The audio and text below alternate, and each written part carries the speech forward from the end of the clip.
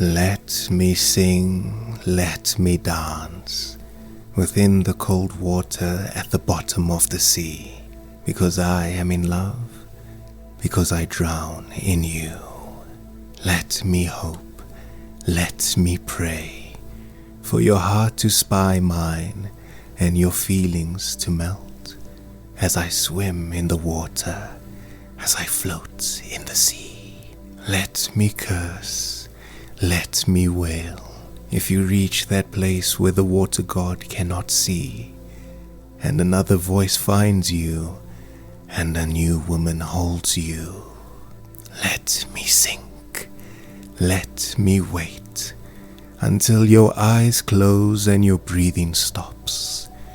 We want you for ourselves. We want to end you all. The small island was surrounded on all sides by the sea. It was a quiet place, blessed by beautiful, verdant nature, and once it was where violent criminals were sent to die. Atop a cliff was a grave etched with a bladed blue ring. Fresh flowers covered it every day. "Who lies here?" the young boy asked. "A criminal," responded the old man. "And why the flowers?" asked the boy. "Because," said the man, "he led a revolution in an effort to improve the lives of all here. He led a pure life, and here he finally died." And with that, the old man fell silent and gazed out to sea. The grave's blue ring reflected the blue of the sky, while the waves added a dark tone to the sharpened blade. There was once a wind spirit who fell in love with a mortal man. Though it was against all the laws of her race, each day she allowed her love and passion to grow. The spirit was condemned to death for the betrayal of her race. The Lord of Spirits sent vassals to carry out the sentence, armed with a bardiche enchanted to slay spirits.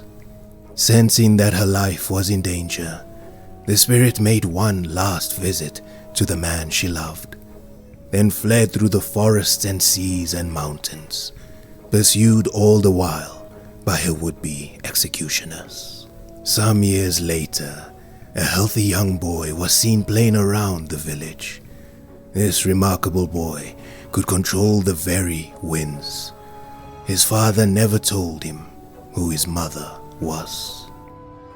The young man was popular with everyone in the village.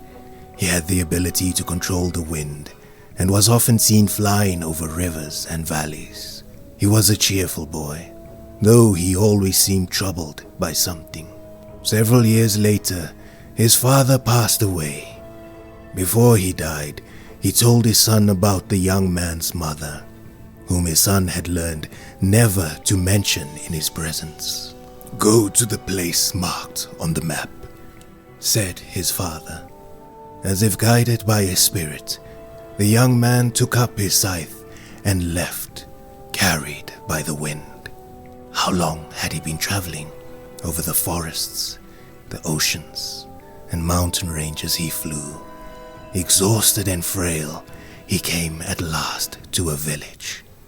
The chief of the village welcomed the young man and told him that the scythe he was carrying had once belonged to the village. Just then, a beautiful woman entered the room. The young man knew at once that she was his mother. From that day forth, he helped to keep the peace between humans and wind spirits. The scythe was never used again.